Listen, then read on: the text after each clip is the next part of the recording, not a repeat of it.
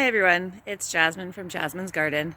I'm about to finish planting up my tomato bed and I thought I would stop for a quick minute and show you what I do and some of the tips and tricks I've learned with tomatoes for planting them up and setting yourself up for success.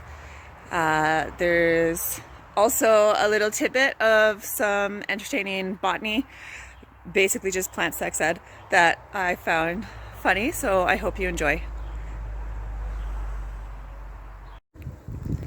So here's where I'm selecting to put my tomato plant in. As you can see, I've spaced them, so these big poles that are all staking them up, they are about 18 inches apart. And here I've got two more to go in. One right here and one right here. So I'm going to dig a hole as deep as I can. For me, it's about a foot and a bit, and then I'll show you where I go from there.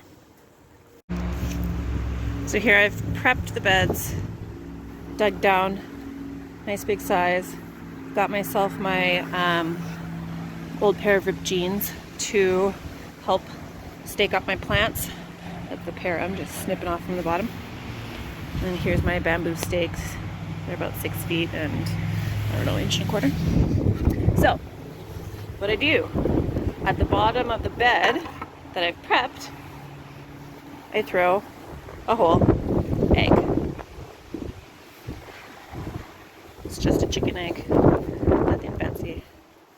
And then, because I've been warned that if you dig up your bed later and the roots themselves can break your egg, digging it up more like 4, 5, 6 months later, you'll regret it if you didn't crack them ahead of time.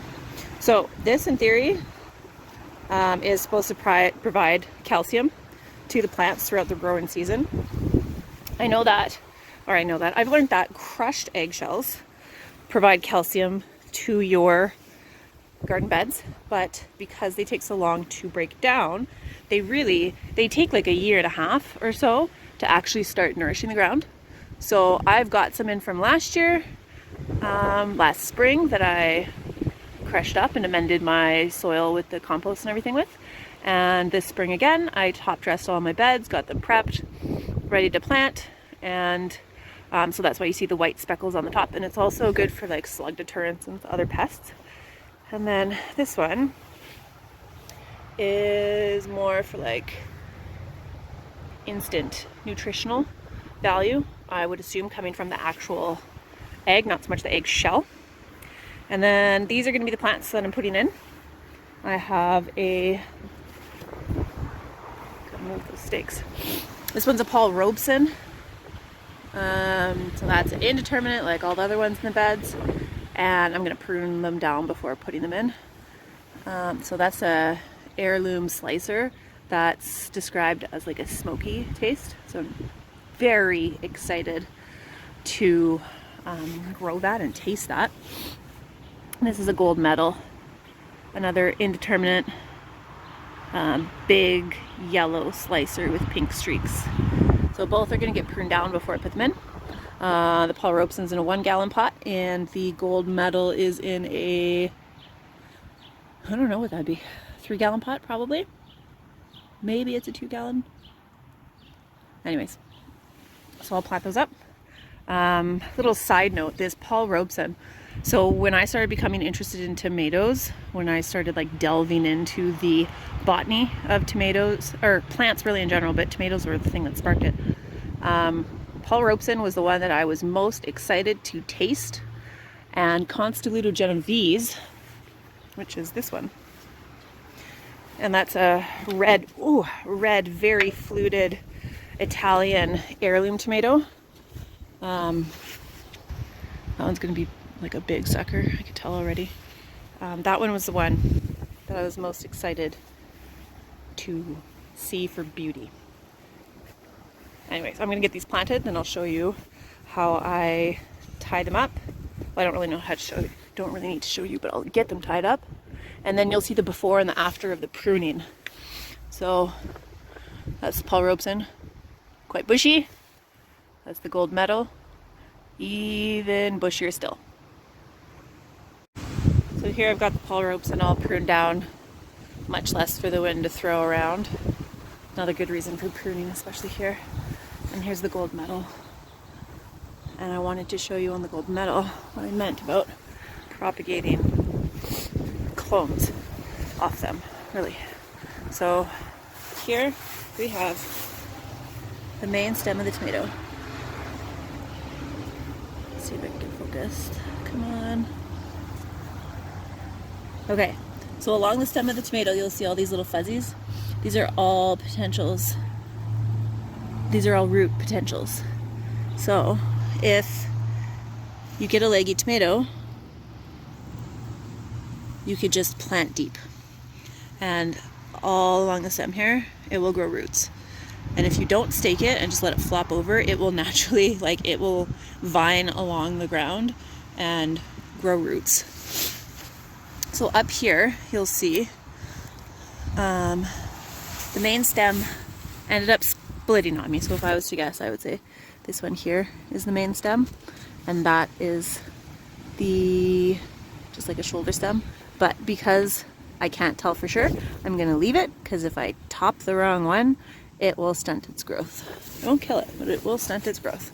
Okay, so along this, what I think is the main stem, up here, you can see these are the stems I'm going to call shoulders. So along the shoulder, so main stem going. Here's a shoulder, and this is an armpit. So this little plant here, growing in the armpit, is a sucker. And this one has gotten along really far. This one is a good example of one to clone. So to prove my point, I'm going to clone it. So I'll get my snips and snip it off so that it's a nice clean break. There we go. There. I'm going to take this one right now so I don't forget. Put this here, and that's my clone that I'm going to plant and show you guys how you can plant a clone. So really, I just pruned it down, nice small. All these little like hairs are going to become its roots, and then it's going to start growing along into its own little new plant. And this will be a clone, so the same exact genetics as the parent plant, which is this big one. So I'm going to plant it right beside. We could follow its jersey. Once again, that was the gold medal and big yellow slicer. We'll watch as we go. So I'm going to get these planted up, tie them up, and show you where I planted the little clone.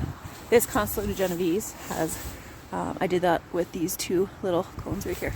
So we can follow these along. I just didn't show you the actual snipping off process.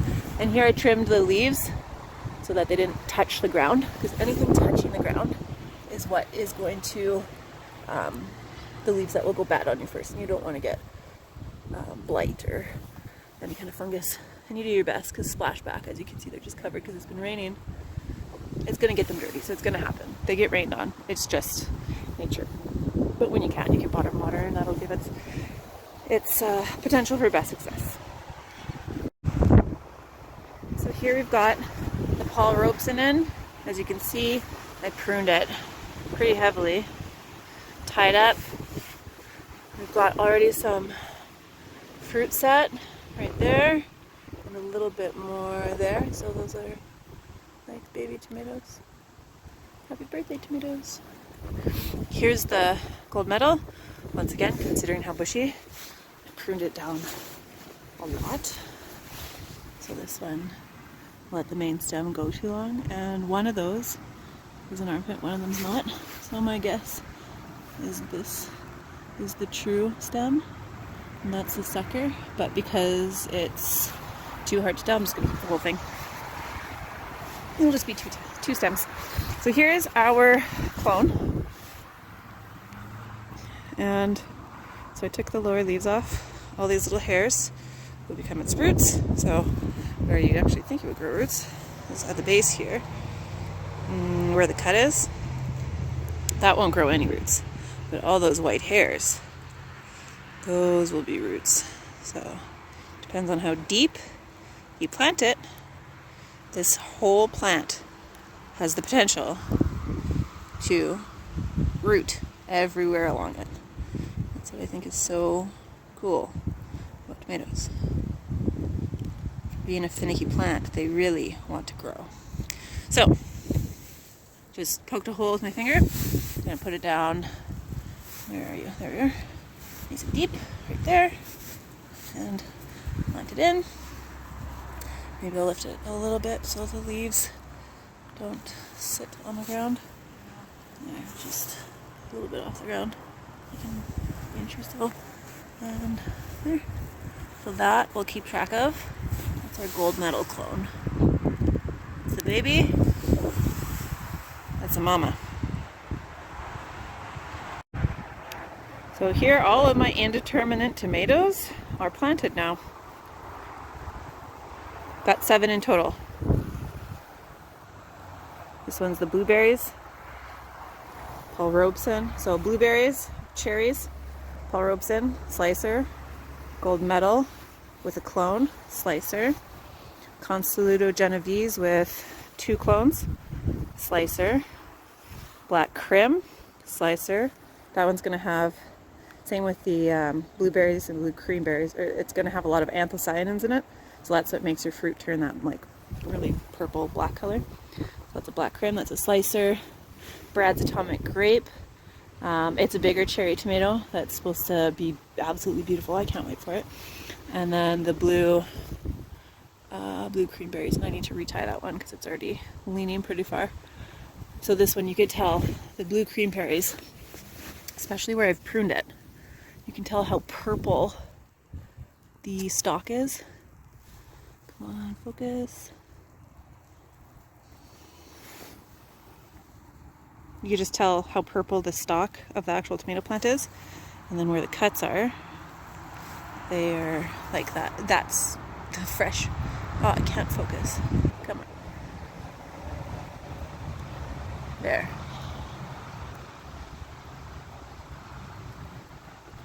There we go. That's the actual green of the tomato, and then the rest is just super purpley. So you can tell that this plant has a lot of anthocyanins in it, and its fruit are going to be very dark, like that black color that you get in some tomatoes. Let's see if I can. Might have to retie this one. Don't want to knock off its first fruit, but isn't that amazing? We're already setting fruit. May long weekend. And I've already got my first, I'm gonna be so gentle with it. My first little bunch of fruit. And I have another little bunch right over here. So tomatoes are really easy to pollinate. They need pollinators, but they don't need pollination like other plants do. But if you see them flowering, all you gotta do is like tap the stake or even just the fruit. I just planted this, so it for sure got it. But all it has to do is, in these flowers, they have both male and female sex organs or pollen, and as it gets blown in the wind or knocked around, or a bee visits from one to the next, and like bees buzz and like they're like little vibrators on the plant, it releases down into the tip of, where is my thumb? The tip of the fruit right there, and pollinates it. And then that's, once you see your fruit start to close up, that's where your tomato comes from. Like it makes the tomato at the back there, where the green, sorry, the wind's blowing it around. At the back there, your tomato will come, and that will be your little fruit of the labor. So yeah, that's my indeterminate tomato bed, and these stakes will be where the peppers go in probably about 2 weeks, because tomatoes don't like the cold, but they won't stunt like peppers do. Peppers will stunt, they'll just stop growing, and you'll sacrifice all your fruit. So I'm gonna go, I don't know if I'll take a break, but then I'm gonna go plant these, some of these beds with some of my determinate tomatoes and put cages on them because they'll need the support. Well, thanks guys for joining me in the garden today, and I hope it was entertaining at the very least and maybe informative at best. You guys take care. Bye.